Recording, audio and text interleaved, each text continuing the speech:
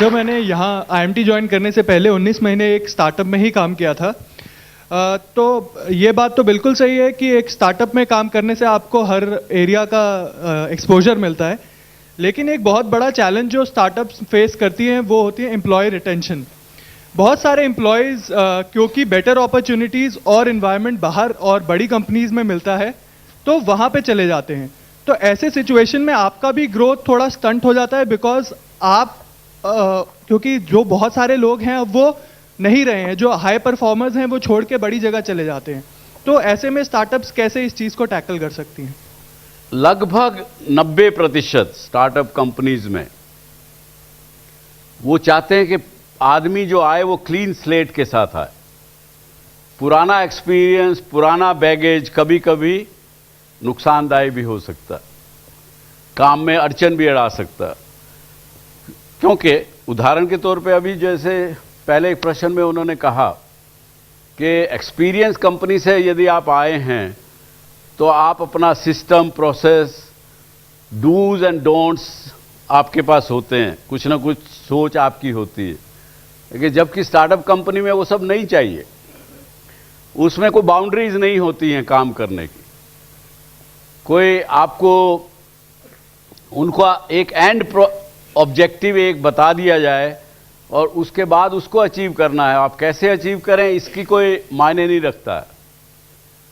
तो ये I hope this answers your question that और ऐसे लोग मिलते हैं, बहुत मिलते हैं। इस देश में ह्यूमन रिसोर्स की कमी नहीं है। हाँ सर, हमारे इस बिजनेस स्कूल में मैं खुद और मेरे बहुत से फ्रेंड्स एक इस्टेब्लिश्ड और सेटल्ड जॉब्स छोड़ करके एमबीए करने आए हैं। तो सर, हमारे लिए एक सैलरी एक्सपेक्टेशन है जब हम यहाँ से एमबीए करके निकलते हैं, जो बहुत से केसेस में एक स्टार्टअप मीट नहीं कर पाता है। एक इस्टेब्लिश्ड कंपनी, एक एमएनसी ही उस सैलरी एक्सपेक्टेशन को मीट कर सकती है। एंड ऑल्सो बहुत से केसेस में कुछ फाइनेंशियल रिस्पॉन्सिबिलिटीज़ हैं हम पर जिन्हें हमें निभाना है। तो इस विषय पे आप क्या कहेंगे? Very good question. लेकिन पहले मैं आपसे एक प्रश्न पूछूंगा, आप एमबीए करने क्यों आए? पैसा कमाने के लिए तो डॉक्टर भी बन सकते थे।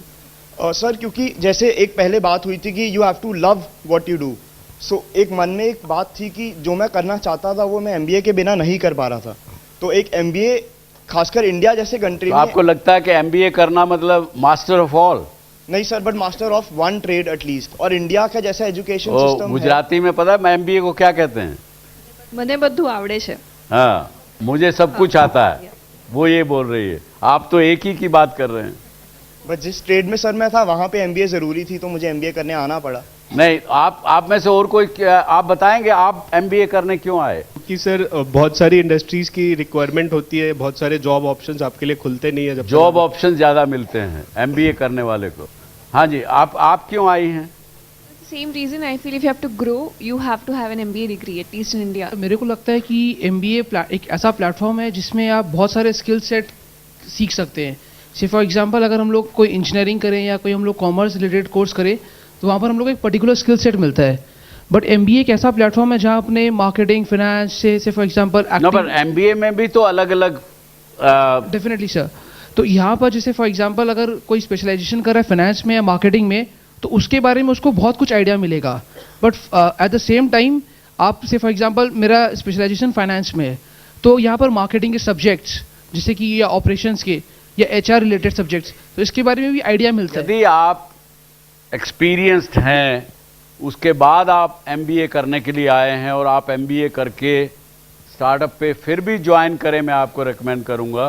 तो हो सकता है वो स्टार्टअप वाला जो प्रमोटर है आपको कुछ स्वेट इक्विटी भी दे दे, जो तनख्वाह में आपकी कमी होगी वो किसी रास्ते से पूरी कर सकता है वो, और वो आपको अपसाइड में शेयर दे सकता है। तो मुझे नहीं लगता कि एमबीए करना का मायने ये है कि आप रिस्क लेना बिल्कुल छोड़ दीजिए। सर, इंडियन कॉन्टेक्स्ट में लोग क्वालिफिकेशंस और डिग्रीज को नॉर्मली सिक्योरिटी के साथ एसोसिएट करते हैं। सो एटलीस्ट इंडियन कॉन्टेक्स्ट में ऐसा क्या ड्राइविंग फोर्स होना चाहिए कि जो मतलब ज़्यादातर जैसे मास्टर्स वालों को या फिर डॉक्टरेट होल्डर्स को जो एक्चुअली में बहुत ज़्यादा क्वालिफाइड हैं उन्हें मोटिवेट कर सके कि वो they should join a startup instead of an established firm? जो डिग्री की बात जहां आपने कही, चाहे वो डॉक्टरेट है, एमबीए है, कोई भी और आपने पोस्ट ग्रेजुएशन है, जितने भी टेक्निकल कोर्सेज बहुत हैं, उसको यदि आप केवल पैसे की तुलना करेंगे कि मैं नौकरी करूंगा, तो इसका मतलब आप केवल आपका माइंडसेट जो है वो एग्जीक्यूटिव बनने का है। जो आदमी स्टार्टअप ज्वाइन करना चाहेगा तो उसके अंदर एंटरप्रेन्योरियल स्किल, कहीं ना कहीं एंटरप्रेन्योरियल टैलेंट होना चाहिए, तभी वो जा सकेगा। मुझे नहीं लगता कि कोई ऐसी हमारे पास, किसी के पास ऐसी चीज़ है जो हम मोटिवेट कर सकेंगे आप स्टार्टअप में जाएं। वो तभी होगा यदि आपके अंदर एक एंटरप्रेन्योर बनने की इच्छा है, तो तब आप ऑटोमेटिकली स्टार्टअप की तरफ भागेंगे। ये आप देखिएगा अपने चारों तरफ जो भी कुछ आपके, अगर आप समझेंगे, देखेंगे कि अपने दोस्तों में कौन स्टार्टअप में गया, कौन किस में गया, तो 90% केसेस में आप देखेंगे कि वो एंटरप्रेन्योरियल कुछ थॉट उसके अंदर है जो कि वो रिस्क लेते हैं स्टार्टअप में जाने का। सर, ये डिसीजन कि मेरे को स्टार्टअप ज्वाइन करना चाहिए कि मुझे जॉब ज्वाइन करनी चाहिए एक एमएनसी में, शायद इसमें एक आप एक लड़की हैं कि लड़का हैं, ये भी शायद एक बहुत इंपॉर्टेंट फैक्टर प्ले करता है।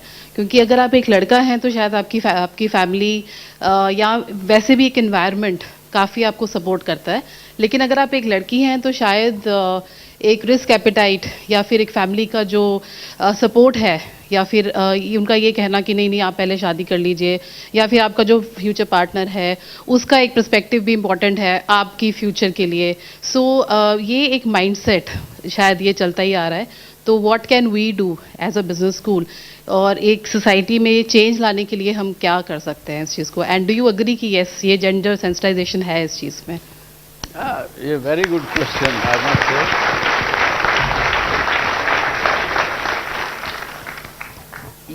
ये चीज़ एग्जिस्ट करती है सोसाइटी में, समाज में। हम इससे अगर मुंह मोड़ेंगे, इसको अगर कारपेट के नीचे करेंगे, तो उसका कोई हल मेरा ख्याल से ठीक नहीं होगा। लेकिन आप ये भी अगर देखें, जो आज से 5 वर्ष पहले की स्थिति थी, या उससे और 5 वर्ष पीछे चले जाएं, उस वक्त जो स्थिति थी वो आज नहीं है। आज हमको देखने में मिल रहा है कि विमेन एंटरप्रेन्योर्स भी काफ़ी आगे आ रही हैं। मेरा ख्याल से परिवार भी उनको आगे आने के लिए ना नहीं करते हैं, एनकरेज शायद नहीं कर रहे हैं। हमको प्रयास ये करना है समाज को कि जो वो ना नहीं करते हैं, ग्रजिंगली हाँ कह देते हैं, उसको प्रमोशन में कैसे करें। और यदि उसको एक लाइन में कहना हो हमें कि हमारे माँ बाप, हमारा समाज लड़की को भी लड़के के समान कैसे कब देखना शुरू करे, ये एक चीज़ है जिसका कि मैं अपने दर्शकों से भी कहूँगा कि वो भी एक इस बात पे विचार करें। और अगर आप में से कोई बुज़ुर्ग माँ बाप बैठे देख रहे हैं इस शो को, तो सबसे मैं यही कहना चाहूँगा कि आज के दिन में लड़का जितना काम कर सकता है, शायद लड़कियाँ और भी ज़्यादा कर सकती हैं। उनको हमें एनकरेज करना चाहिए।